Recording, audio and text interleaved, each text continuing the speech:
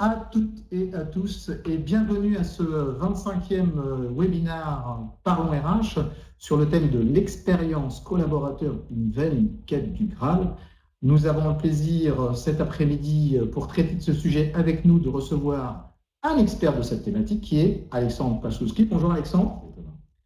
Alexandre est directeur général produit chez Talentsoft, mais tu vas nous préciser dans quelques instants, pour ceux qui ne connaissent pas ni Talentsoft ni toi-même, d'ailleurs ton parcours, dans quelques secondes. Juste pour vous dire quel sera le sommaire de ce webinaire, mais un petit peu comme à chaque fois dans les webinaires Parlons RH, on va d'abord, et Alexandre va le faire, d'abord définir un petit peu de quoi on parle quand on traite du sujet de l'expérience collaborateur, quelle est la tendance, qu'est-ce que ça recouvre. On verra en deuxième question comment répondre aux différentes demandes des collaborateurs et comment mieux les engager ou avoir un engagement plus qualitatif. Justement, on verra ce que recouvre un petit peu tous ces mots et cette question. Et puis, bien sûr, on verra quel est le rôle des managers et puis des professionnels RH dans cette dynamique d'expérience collaborateur ou d'engagement.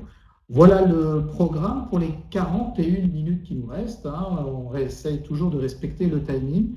Je vous rappelle juste quelques modalités très concrètes du webinaire, au-delà de sa durée. Vous devez même poser les questions dans le chat en bas à gauche. N'hésitez pas, Alexandre est là pour vous. Et donc, allez-y, posez vos questions. Toutes vos questions sont les bienvenues. Et à l'issue du webinaire, vous pourrez également télécharger la présentation, qui est le support qui va vous être présenté. Et vous pouvez, là aussi vous devez, s'il vous plaît, évaluer le webinaire et puis surtout le commenter sur ce que vous avez apprécié et puis peut-être les axes d'amélioration ou les sujets que vous voulez voir traités.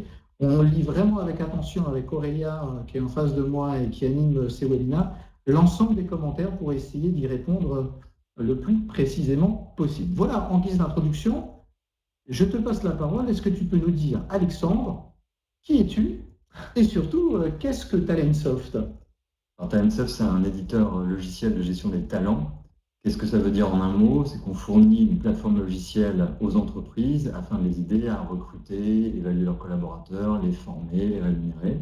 Ça s'adresse, c'est plutôt acheté par les RH, mais c'est vraiment fait pour les managers, pour les collaborateurs, pour les candidats, pour justement qu'ils designent leur expérience professionnelle, leur carrière. Et toi, chez Talentsoft, je vais revenir avec des petites questions sur Talentsoft, mais et toi, chez Talentsoft, même si c'est marqué là, quel est ton parcours très rapidement avant ? En 2 mots, moi, ça fait à peu près 20 ans que je suis dans les ressources humaines. J'ai fait 8 ans dans le domaine du conseil en ressources humaines avant de créer cet éditeur logiciel avec une seule idée. Ce que j'ai toujours fait sur ces 20 ans, c'est d'essayer d'aider chaque entreprise à identifier un petit peu les forces et faiblesses de son fameux capital humain, c'est-à-dire qu'est-ce que chacun des collaborateurs de l'entreprise peut apporter.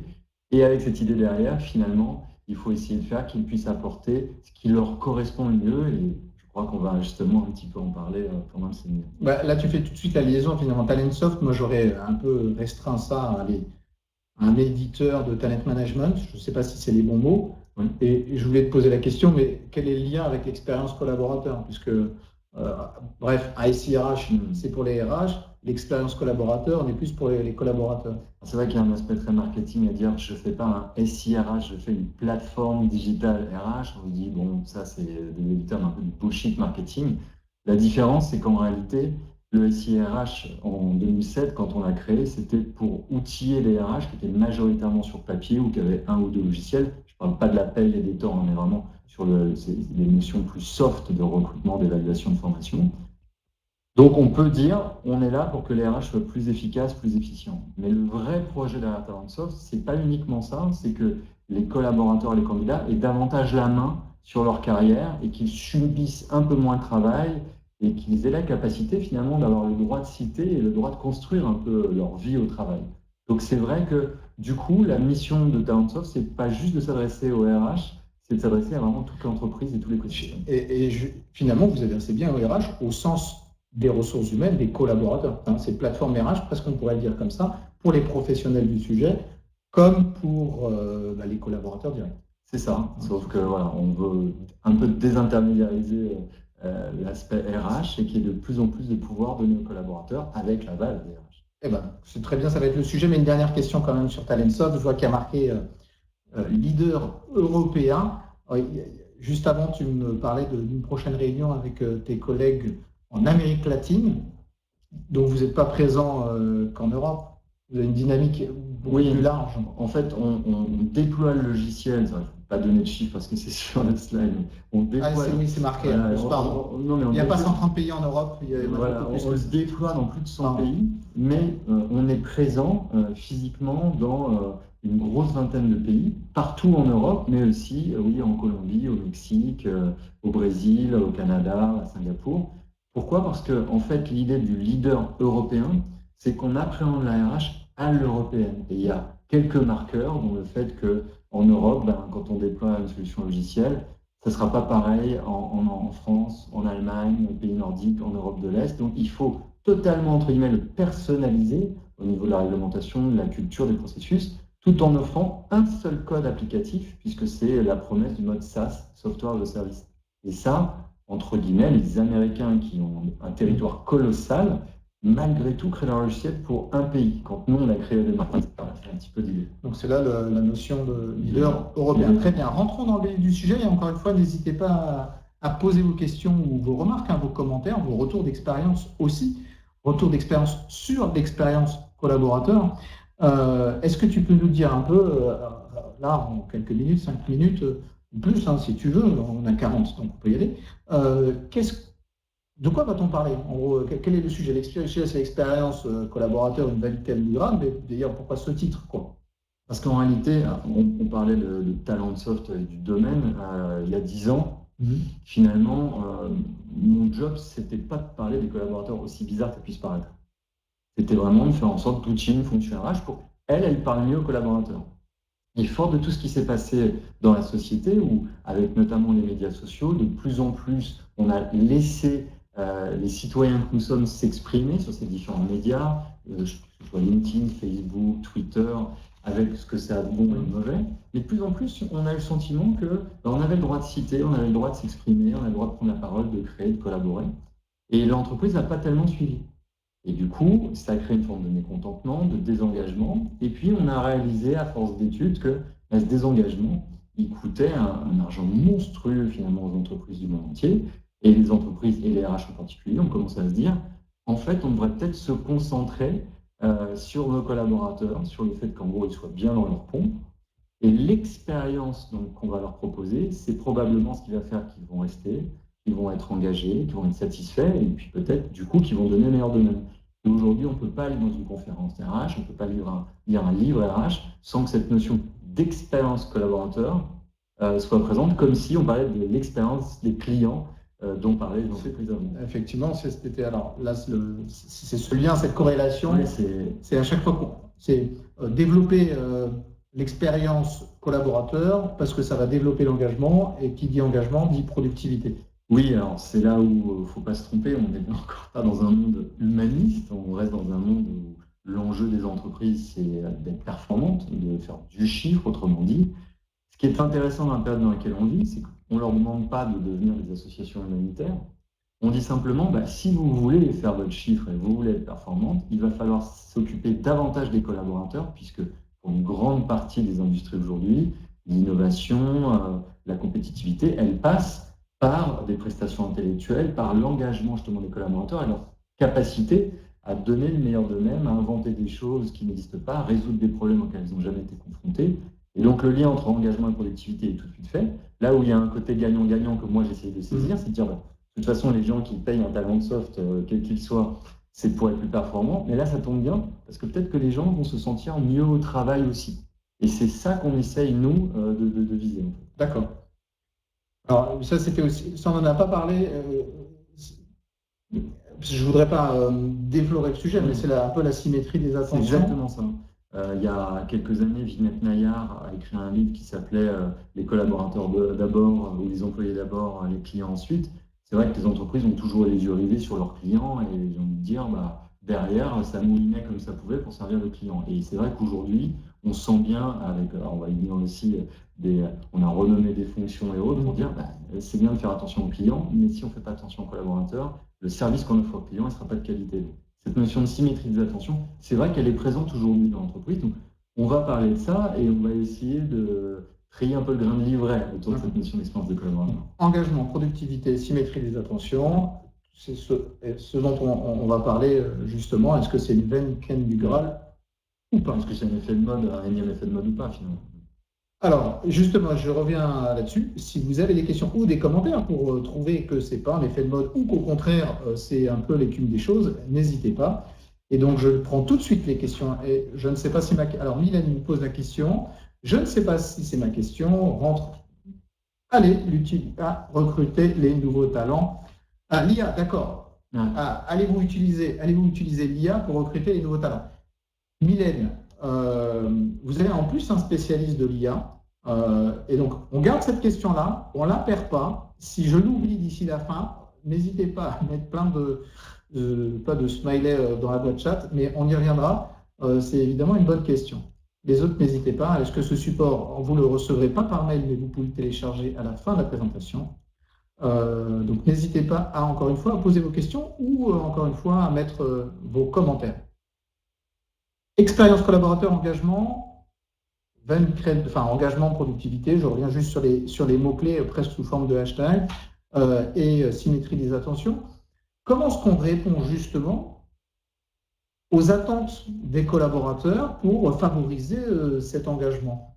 Alors, en fait, on va commencer un peu comme un raisonnement par l'absurde en qu'est-ce que c'est pas. Là, on a mis ce slide avec la notion de c'est vrai qu'on pourrait imaginer qu'une expérience collaborateur qui est positive, c'est le fait de leur faire gagner plein d'argent. Dans une vision très capitaliste de l'entreprise, en disant, pour information et sans cynisme aucun, c'est quand même ce qui motive un certain nombre de collaborateurs dans certaines industries sur des métiers donnés. On ne les citera pas, je pense qu'ils se reconnaîtront tout seuls. Moi, je ne critique pas ça. Je dis simplement, quand moi, en tout cas, je vais en parler, je crois qu'en globalement, la fonction RH parle d'expérience collaborateur, elle n'a pas derrière la tête l'idée de dire on va leur faire gagner un maximum de pognon. En gros, on ne parle pas de ça. Donc, évidemment, comme le dit André Consponville, on vient travailler pour de l'argent. Et qu'est-ce qui fait qu'on vient travailler dans cette entreprise plutôt que telle autre, avec ce manager plutôt que tel autre? C'est l'idée qu'on pense qu'on y sera plus heureux. Donc ça, c'est pas l'argent qui est derrière cette notion d'expérience collaborateur. Donc c'est le bonheur au travail? Alors ça, c'est, je crois, juste ensuite. Alors, mon avis là-dessus, encore une fois, il n'y a pas de vérité, il y a des opinions, des regards. À titre personnel, je pense que le travail est un facteur très important de nos vies et que quand ça se passe très mal au travail, il est difficile d'être heureux dans sa vie tout court, personnel, professionnel, c'est difficile d'être heureux quand on bave de 9h à 18h. Pour autant, je ne pense pas que le rôle des entreprises, des employeurs et des RH soit de rendre les gens heureux. Parce que je pense qu'avec tous les efforts du monde, moi-même en tant qu'employeur, je peux faire ce que je veux pour les gens qui travaillent au sein de mon entreprise. Si quelqu'un a une augmentation de 100%, mais divorce ou a un problème dans sa famille, je ne pense pas qu'il puisse être heureux et je n'y peux rien. Je pense que le bonheur, c'est une notion très intime. Alors évidemment, quand les DRH se renomment en Chief Happiness Officer, si je vois le verre à moitié plein, je peux dire c'est chouette, ça veut dire qu'on commence à comprendre que c'est important que les gens soient bien dans leur basket quand ils viennent au travail. Par contre, là, on est à côté de la plaque. Le but, c'est pas de... Tu vois quand même du positif dans la tendance au bonheurisme. Ça veut dire que sur la symétrie des attentions, ça rentre vraiment en ligne de compte et qu'on veut vraiment faire attention aux gens. Maintenant, je trouve qu'il y a c'est à côté de la plaque. C'est-à-dire, moi, je ne veux pas être le chef du bonheur des gens. Je trouve ça presque prétentieux. C'est pas ce qu'on peut faire. C'est pas notre rôle d'employeur. Par contre, qu'on contribue au bonheur des gens en leur offrant une expérience au travail qui soit favorable pour eux, j'y crois davantage. Mais le bonheur, c'est une notion qui est beaucoup plus globale, selon moi. Donc, compensation and benefits, la rémunération, c'est important. Oui. C'est-à-dire, ça fait partie de la fonction, mais ce n'est pas l'élément déterminant de l'expérience collaborateur. En tout cas, c'est pas ce qu'il y a derrière. Voilà.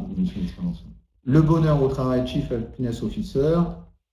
J'entends qu'on peut y voir un aspect, une dynamique positive, mais ce n'est pas la vocation d'entreprise. Alors, comment est-ce qu'on fait pour répondre à ces demandes, à ces attentes des collaborateurs et générer une expérience qualitative qui suscite peut-être pas plus d'engagement, mais un meilleur engagement?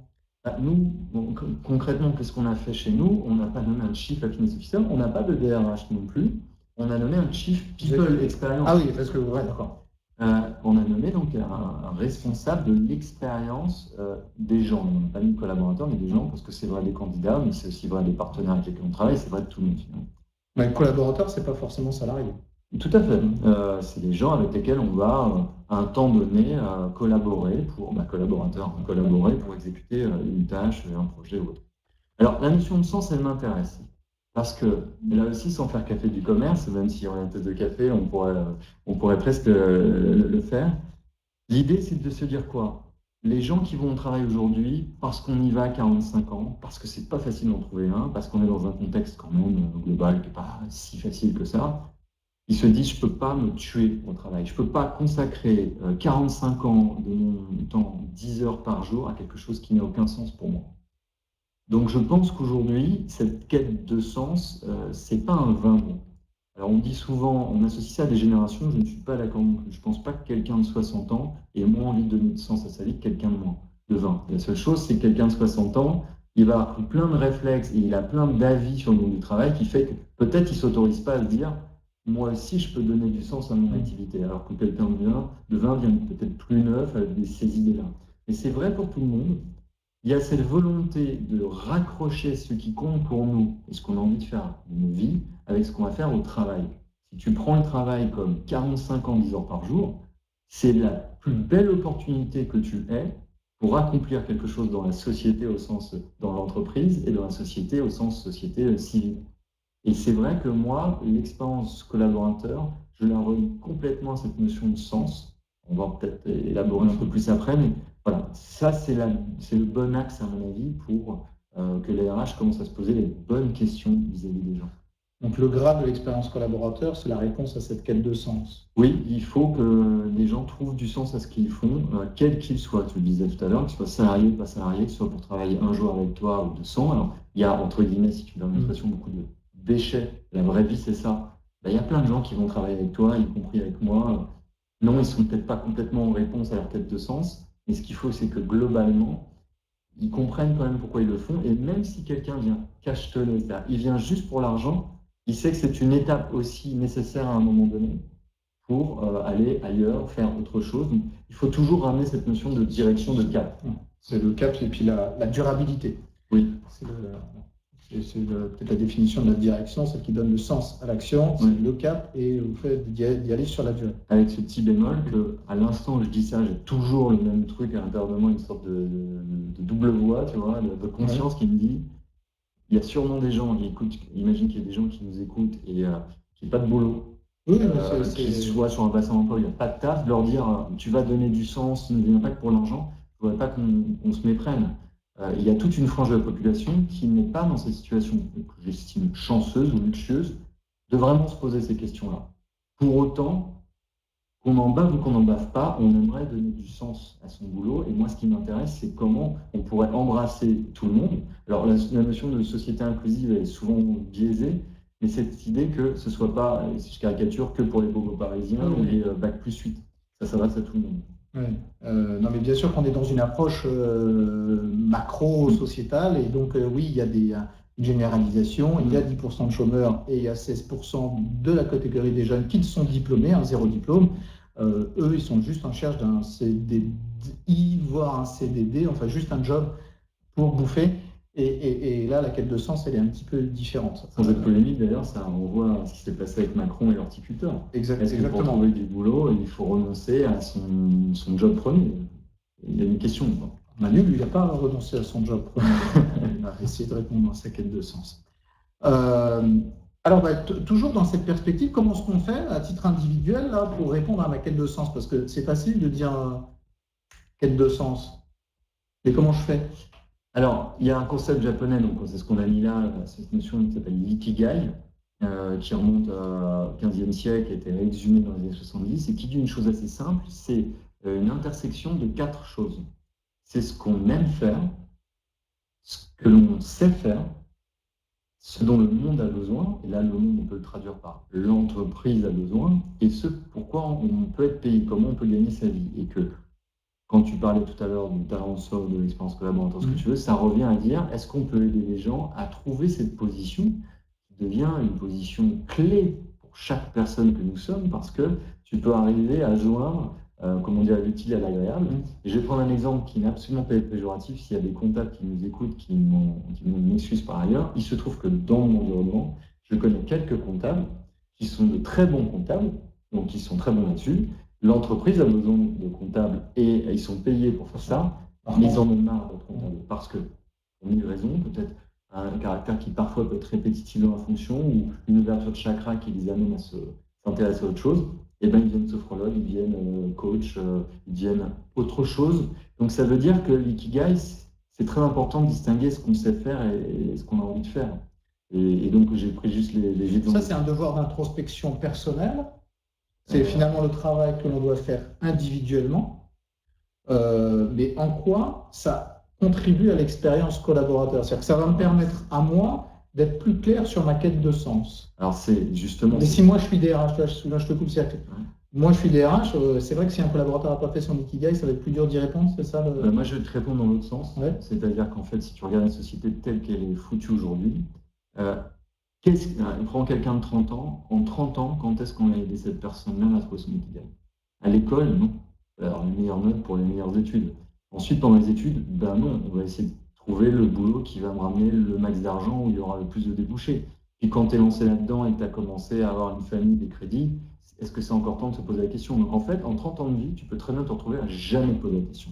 Et moi, justement, par rapport à la fonction RH, est-ce qu'à un moment donné, finalement, c'est pas le job des RH que d'aider les gens à pallier à un problème de notre société qui est qu'on n'amène jamais les gens à se questionner rien que sur eux, rien que sur ce qu'on aime faire.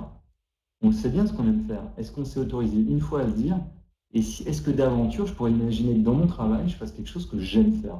Moi, je peux t'assurer, encore une fois, ça n'est lié qu'à mon environnement familial, je ne vais pas faire de généralité, mais mes parents ne se sont jamais posé la question, mes grands-parents ne se sont jamais posé la question, et dans leur environnement, jamais personne ne s'est posé la question. Donc, quelque part, est-ce que les RH aujourd'hui, comprenant que pour que l'entreprise soit efficace, il faudrait que les gens soient plus à une position où ils aiment ce qu'ils font et l'entreprise en a besoin. Donc l'entreprise y gagne, les personnes aussi, et ce n'est pas le directeur financier qui va s'en occuper, ce n'est pas le directeur de la com, finalement, c'est un peu le job des RH. Donc c'est ça cette notion. Facilitateur d'ikigai. Ouais, quelque part, c'est effectivement facilitateur pour t'aider à trouver ton ikigai, et si je suis un tout petit peu, je suis de bonne humeur aujourd'hui, mais si j'étais un peu plus sombre, je dirais, est-ce que finalement les RH ont adressé leur fonction comme ça? Est-ce qu'ils se sentent responsables de ça? Pas bien sûr. Alors moi, je suis convaincu que s'ils adressaient leur fonction comme ça, peut-être qu'il est le cordonnier parfois le plus mal chaussé, qu'il faut qu'ils commencent par eux-mêmes leur propre ikigai. Il y aura peut-être une démission massive du job de RH, j'en sais rien. Mais c'est une bonne remarque. Si un RH s'intéresse pas aux gens, il n'aime pas les gens quelque part suffisamment pour s'intéresser à eux, il a le droit de se demander si c'est pas gouré de fonction. L'expérience collaborateur qu'on évoque, elle est transitive comme elle l'est la fonction. Si on veut que le salarié agisse vis-à-vis du client d'une certaine manière, il faut que l'entreprise agisse vis-à-vis de lui. Mais l'entreprise, c'est qui? C'est les managers, la fonction RH, le comité de direction, etc. Donc, si le DRH, ce qu'il aime faire, c'est un fichier Excel, effectivement, il aura du mal à faire germer. C'est pour ça qu'on parlait des DRH tout à l'heure. Le job d'un DRH, c'est pas qu'il mette des outils en place et que ça tourne. Pour faire quoi? Et on revient d'ailleurs de toute façon à cette notion du sens. Quelque part, il est juste question de redonner du sens à chaque fonction d'entreprise. Et en l'occurrence, là, on ne parle que du sens d'être RH et qu'est-ce que ça veut dire et pourquoi faire. Oui, comme quoi on arrive à passer de l'expérience collaborateur, de l'engagement et de la productivité au sens de la fonction RH. Je vous propose de prendre quelques questions, puis après on continuera à dérouler le propos. Alors, Laura, je les prends un peu en absence d'ordre, justement, dans les ordres. Laura te pose la question, pourquoi expérience collaborateur et pas salarié ou employé? Alors précisément parce que dans le monde dans lequel on vit aujourd'hui, on va travailler sur un projet avec plein de gens différents. Alors avec des salariés et des employés, oui, mais aussi avec des prestataires, c'est-à-dire des gens avec lesquels on a un contrat, ils vont travailler avec nous pendant X temps sur une fonction donnée, et avec des partenaires. Donc en fait, si je regarde juste un projet chez Fairmont-Soft, il y a plein de gens de contrats très différents et dedans, parfois, tu as un tiers de salariés. Et donc, l'idée, c'est que l'expérience qu'on doit offrir, c'est même plus loin que ça. En réalité, c'est que moi, je parle de l'expérience de personnes au travail. C'est-à-dire que toutes les personnes qui travaillent sont amenées aujourd'hui à se poser cette question-là. Et donc, salariés, employés, dans un monde où on nous dit qu'en 2020, il y aura peut-être 40% de personnes qui seront plus salariées, on va quand même travailler avec elles. Et croyez-moi, même si quelqu'un vient travailler un mois avec vous, vous lui gueulez dessus, vous lui dites fais ce que je te dis, il n'est pas question de savoir pourquoi. Je doute que la personne donne le meilleur d'elle-même. Donc, que ce soit un collaborateur d'une semaine, d'un mois ou de 10 ans, il faut quelque part traiter cette question-là. Et je rajoute juste un point pour aller dans le sens et rentrer un petit peu dans le sens des mots. Quand on parle de salarié, c'est donc qu'il y a un lien de subordination. Or que ce qui fait l'entreprise, c'est pas que le lien de subordination, c'est bien le lien social, c'est pour aller dans ton sens. Un intérimaire n'est pas salarié, un stagiaire non plus, un alternant non plus. Bref, il y a tout un tas de collaborateurs qui coopèrent à un projet qui ne sont pas salariés. Sur la notion d'employé, c'est une mauvaise traduction de l'américain ou de l'anglais. Employé, en France, c'est un statut, ça représente 30% de la population active, donc que 30% finalement de votre entreprise. Donc, la notion de collaborateur embrasse plus large et je pense intègre les évolutions des formes d'emploi. On parle aussi d'expérience talent. Bientôt, il y a une conférence qui s'appelle RMS Conf. Je vous invite à aller voir RMS Conf Paris, et qui est un événement majeur sur l'expérience talent. Véronique, une définition précise de l'expérience collaborative. Je ne veux pas trahir votre question. Collaborative, alors. Ou l'expérience collaborateur. Parce que l'expérience collaborative. De toute façon, la notion d'expérience, vivre une expérience, c'est ressentir quelque chose. Donc, je vis une expérience du webinar, et en fonction de notre échange, en fonction du fait que je sois bien reçu, mal reçu, que j'aille bien, que j'aille mal, à la fin, j'aurai une sorte d'enregistrement de cette situation et j'en retirerai un ressenti. Donc, l'expérience collaborative, c'est ce que l'on permet aux gens de vivre, de ressentir dans une situation de travail. Et juste parce qu'il est écrit collaboratif et pas collaborateur, on peut tout à fait faire la même chose lorsque l'on travaille ensemble à plusieurs sur un projet. Est-ce que c'est plus facile, plus difficile? On s'est bien entendu, ça a été fluide, ça n'a pas été. Donc, encore une fois, cette notion d'expérience, c'est ce que je vais en retirer. Et tout l'enjeu, en fait, un DRH pour moi le matin, il devrait juste se demander, est-ce que je permets aux gens de venir avec le sourire et avec le Thanks God it's Monday plutôt que le Thanks God it's Friday. Et c'est ça qui est la réponse collaborateur. Du vécu de la perception. Oui, il faut qu'on travaille à la perception. C'est quelque chose d'intéressant pour nous humains. Julien, comment mettez-vous en place la symétrie des attentions au niveau des collaborateurs? Vous prenez le concept d'un cabinet de conseil. Je suppose qu'il faut prendre le concept d'un cabinet de conseil. Est-ce que Julien, vous pouvez préciser?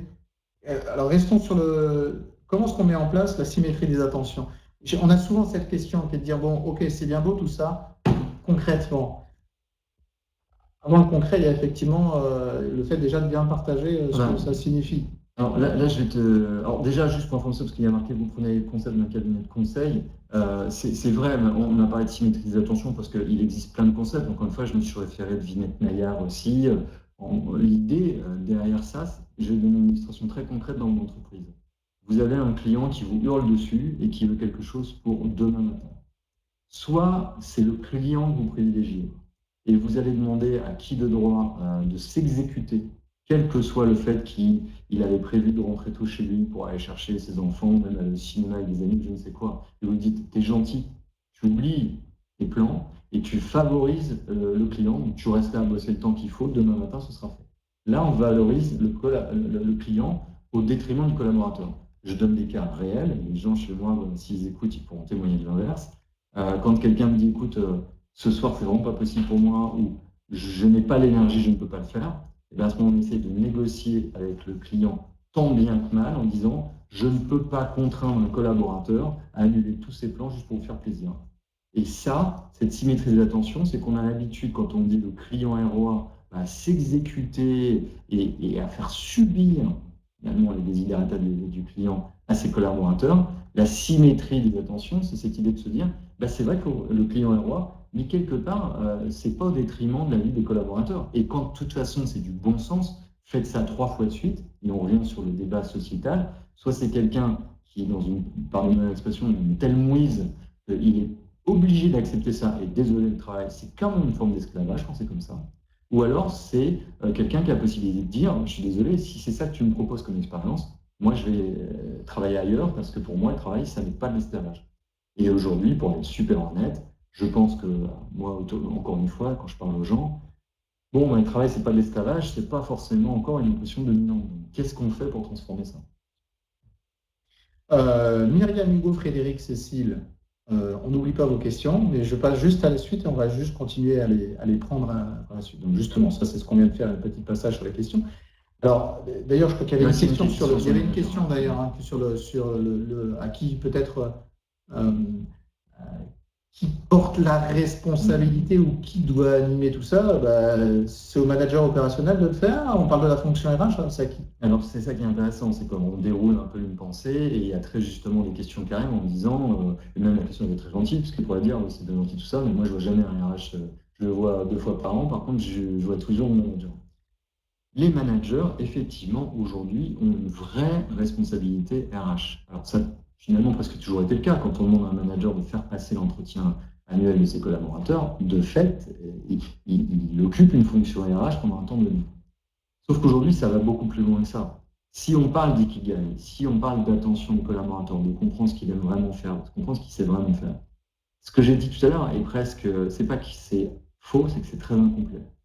Un DRH, il ne va pas pouvoir voir, pour les DRH d'un groupe de 100 000 personnes, il va voir ce que les gens aiment faire et peuvent faire. Évidemment que non. Ce qui est intéressant, c'est de s'appuyer sur le manager. Le rôle d'un manager aujourd'hui, quelque part, c'est de visualiser une fulgurance, de voir que quelqu'un est doué pour quelque chose, de voir que quelqu'un a très envie de faire quelque chose, mais qu'il ne l'exprime pas. Et ça se manifeste de 1000 façons dans les projets qui m'intéressent, les gens à qui je vais parler, les demandes de formation, le fait que je sois très bon à certaines choses, beaucoup moins bon à d'autres. Tout parle de nous, tout parle de nos envies et tout parle de nos capacités. Or, les managers aujourd'hui, si on est un peu cynique, le modèle d'un manager, c'est quelqu'un qui a été très bon dans son métier et pour le promouvoir et le récompenser, on le nomme manager. Ça n'a aucun rapport avec le fait d'avoir une capacité à déceler l'ikigai des gens, puisqu'on parlait de ça. Donc évidemment, le rôle des managers se transforme. Je pense que d'ailleurs, c'est super dur pour eux, c'est qu'on leur met un millier de choses sur le dos, mais je pense qu'ils sont très peu accompagnés pour ça. Il y a un vrai déficit d'accompagnement des managers. Et ce qui est intéressant, c'est de se dire que c'est beaucoup plus valorisant d'être un manager aujourd'hui que ça l'était il y a 100 ans à l'époque de Frédéric Taylor. Si à l'époque des managers, c'était des coups de fouet pour faire appliquer ce que d'autres avaient pensé et d'être juste dans une fonction, une vision des collaborateurs d'exécution pure, moi ça me fait toujours penser à Astérix et Obélix, les gars qui fouettent et les autres qui galèrent. Si c'est ça, manager, je ne veux surtout pas être manager, c'est pas intéressant et c'est même après, éthiquement, je suis contre ça. Ce qui est intéressant, c'est de se dire, puisque je porte des choses en tant que manager, en tant que patron de boîte, hein, comment je vais arriver à atteindre mon but? Et là, on revient à toute la pop culture, toutes ces équipes qui se créent avec un peu une sorte de chef et son équipe, et ensemble, ils vont essayer d'accomplir quelque chose. C'est ça un manager, c'est quelqu'un qui va un peu donner le sens de qu'est-ce qu'on essaye d'accomplir, qui va faire quoi. Je vais prendre un exemple hyper con volontairement. On prend l'agence Tourisque. Hannibal, c'est le manager de l'équipe. Et qu'est-ce qu'il fait? Il utilise les talents de chacun. Et puis, dans les situations données, il y en a un qui prend un peu le leadership, et puis c'est l'autre. Et lui, il sait fédérer une équipe, il sait créer une cohésion, il sait expliquer pourquoi on va faire les choses. Donc, un manage de compare, c'est là que ça arrête la métaphore, parce qu'il y a beaucoup de conneries aussi chez Hannibal. Mais c'est un petit peu ça l'idée. C'est vraiment quelqu'un qui. C'est plus proche d'un animateur de communauté, finalement, aujourd'hui. Juste, je regarde le temps. Ce que je propose, c'est finir le propos, prendre un certain nombre de questions. On a vu le rôle des managers, mais les RH dans tout ça, parce que là on parle des managers, mais le rôle des RH. Tout se translate gentiment, c'est-à-dire que si le rôle d'un manager, c'est finalement de prendre une vraie posture, quand on parle de posture RH, c'est une posture qui vise à penser à l'expérience qu'on offre aux gens, à leur suite professionnelle et autres. Vu que personne n'aide vraiment les managers à faire ça, évidemment, on déduit implicitement que les RH, leur job, ça va être d'aider les managers à adresser ce nouveau challenge. Et évidemment, au lieu d'être ceux qui font ou alors qui mettent des outils, les fameuses usines à gaz, une dernière RHerie en place, dont les gens se disent qu'est-ce que c'est? Mais c'est vrai, la plupart des. J'ai entendu ça toute ma vie, genre qu'est-ce que c'est que ces conneries? Les gens ne comprennent pas pourquoi on leur demande de faire les choses. En fait, si les RH d'abord expliquent qu'ils sont vraiment dépositaires de l'expérience des collaborateurs et qu'ils vont aider les managers à devenir ces personnes qui les aident, je suis convaincu qu'en 5 ans, l'appréhension de la fonction RH change complètement, sachant que moi, quand j'en parle dans les dîners, je sens qu'il y a encore un peu de taf. C'est la personne qui donne le badge au début qui fait le chèque à la fin. Exactement. Alors, on continue sur les questions quelques minutes. On va peut-être essayer, dans la mesure du possible. Je sais que c'est un peu frustrant pour vous et pour Alexandre de répondre en quelques secondes, parce que là, j'ai tout ça en termes de questions, donc on va essayer. Alors, Mylène, pensez-vous qu'un collaborateur qui a des atouts pas mis en avant a une chance dans sa quête du Graal? Si oui, comment RH peut-il mettre cela en avant pour l'aider à remonter dans son estime? Alors, j'en suis persuadé. Je suis aussi persuadé qu'aujourd'hui, le monde du travail et l'entreprise en général n'est pas tellement designé pour permettre à ses potentiels de se révéler. En fait, je reviens sur la notion de manager. Il faut que c'est vrai, soit qu'à un moment donné, un manager voit quelque chose. Ça m'arrivait souvent dans ma carrière de voir un truc et de me dire mais il a quelque chose, cette personne-là, là, c'est bizarre, on ne l'utilise pas, pourquoi? Et on commence à creuser. Ou, pour répondre aussi à votre question, c'est ce qu'on essaye de faire avec Talentsoft, que les gens puissent dire mais moi ça m'intéresse, mais moi ça je sais faire. Je vous prends un truc très concret, dans un formulaire d'entretien d'évaluation, on vous demande est-ce que vous êtes bon par rapport à ce qu'on vous a demandé de faire, mais on ne vous demande pas et qu'est-ce que tu as fait qu'on ne t'aurait pas demandé. À partir du moment où on crée cette possibilité, le collaborateur peut commencer à dire mais vous savez que moi je sais faire ça et je l'utilise jamais. Sarah, désolé pour tout à l'heure, les alternants font partie des effectifs, ils sont soignés tout autant, voire plus qu'un collaborateur. Évidemment, je challengeais juste la notion de lien de subordination versus lien social. La notion d'effectif est d'ailleurs très variable d'un organisme public ou parapublic. Combien on compte les stagiaires, les alternants, les contrats de qualité, etc. Constance, j'ai l'impression, alors en quelques secondes, question un peu flash, hein, presque à la Burger Quiz. J'ai l'impression que cette notion de reconnaissance des salariés est un mythe. Est-ce que c'est un mythe, la reconnaissance? Dans beaucoup d'entreprises, oui. C'est extrêmement difficile et on fait des erreurs tous les jours, y compris dans mon entreprise. Mais c'est vraiment ça sur lequel il faut s'améliorer. Sinon, effectivement, tout ce qu'on se dit là, ça reste dans un webinaire, mais ça ne prend pas fort. Donc, il y a un vrai progrès à faire là-dessus. Mais donc, le mythe peut devenir réalité. Il est persuadé, mais ce n'est pas immédiat et on commet des erreurs tous les jours. Il y a de la lumière au fond du tunnel. Oui, c'est certain. Hugo te pose la question, quels sont les meilleurs outils et méthodes pour améliorer l'expérience collaborateur? Alors, ce qui est pas mal, c'est qu'en 5 secondes. Je dis Talentsoft, les gens vont comprendre. Écoutez bien ce qu'a dit Alexandre en début du propos. Talentsoft, son positionnement, j'ai presque envie de dire son ikigai en tant qu'entreprise, c'est de répondre à cette attente-là des collaborateurs. Donc, il y a Talentsoft, et après, il y a des méthodes En un mot, c'est vraiment partager une culture d'entreprise commune dans laquelle tout le monde baigne autour de qu'est-ce que devrait être le travail. Si on part de ça, je pense que tout le reste vient. Et vous voyez la nature du propos d'Alexandre sur l'expérience collaborateur. On n'est pas trop sur les outils, les pratiques, les méthodes. On aimerait bien tous avoir des solutions un peu opérationnelles, un peu très pratiques, prêtes à l'emploi sur cette notion d'expérience collaborateur. Il y a d'abord le fait de partager cette vision commune, cette culture commune. Et bien, ce chemin, il est déjà long avant de pouvoir plugger un outil, même si l'outil peut donner une impulsion, peut aider à la culturation. Hein, mais c'est voilà, le triptyque de la transfo, c'est culture, pratique, outil, et pas uniquement un des trois pieds du tabouret, s'il n'y a qu'un pied au tabouret. Je ne suis pas trop produit, hein, donc je devrais dire l'inverse. Mais s'il n'y a pas la mentalité qui va bien, l'outil ne sert à rien. La synergie des attentions, c'est l'effet miroir d'il y a 30 ans, on change les mots et on recommence. Oui, de toute façon, il n'y a pas de problème qui n'ait pas été soulevé il y a 500, 1000 ans, 200 ans. Par contre, il y a toujours une relecture de ces mêmes problèmes, sempiternellement, dans des nouveaux contextes. Et le contexte d'aujourd'hui, en tout cas dans notre société, il y a plein de choses dans notre société, et notamment à cause du digital, plus tout l'aspect macroéconomique et autres, qui font que aujourd'hui, ça a un sens particulier parce qu'on ne peut plus garder des gens dans son entreprise et on ne peut plus innover, donc on ne peut plus être compétitif si on ne le fait pas. Alors qu'il y a 30 ans, ça existait, des gens y croyaient, mais on pouvait encore s'en foutre en gros. L'exemplarité, ça a toujours existé, on pourrait effectivement aussi en parler, et pourtant il y a un besoin encore plus accru sur ce sujet. Puis ça a 2000 ans, hein, les histoires de singularité et autres, les Grecs on en parlait beaucoup mieux. Alors, je vois plein de questions, c'est super, mais malheureusement on n'aura pas Il y a une question sur l'IA aussi. Oui, alors voilà, je vais juste... Mylène, désolé, elle était un petit peu de côté. Allez-vous utiliser l'IA pour recruter de nouveaux talents? Alors, typiquement, soit l'IA est un diable qui va ne faire qu'accentuer les biais et discriminer encore plus, mais plus efficacement, quand c'est ce que font les entreprises, et encore moins donner la chance aux gens, encore plus facilement identifier ceux qui ont surperformé et oublier les autres. Soit ça va justement permettre de réduire les inégalités, parce que, comme illustration toujours, plutôt que seul le PDG et une assistante, l'IA pourrait faire que tout le monde ait un assistant pour nous aider à voir où sont les opportunités de formation, les projets qui m'intéressent, qui je devrais rencontrer. Ça pourrait ramener de l'égalité. Le problème, c'est qu'aujourd'hui, il n'y a pas de vision vraiment qui est portée par l'entreprise, par la société autour de l'IA. Donc, qui va se saisir de ce sujet-là pour aider les gens plutôt que de nouveau supprimer des emplois? Et la question, elle est ouverte et elle se pose en ce moment. C'est peut-être sur une question qu'on va juste terminer sur ce sujet, mais j'ai quand même encore quelques questions à ton intention. Et puis, il y a deux trois petits propos pour vous, ceux qui nous suivent, si nous suivez. Deux questions, on termine toujours les webinaires par ces deux questions. Ton actu, ton coup de cœur. Ou l'actu Talentsoft et ton coup de cœur. Alors, de Talentsoft, de moi de Talentsoft ou de toi, celui que tu veux. Je vais faire les deux.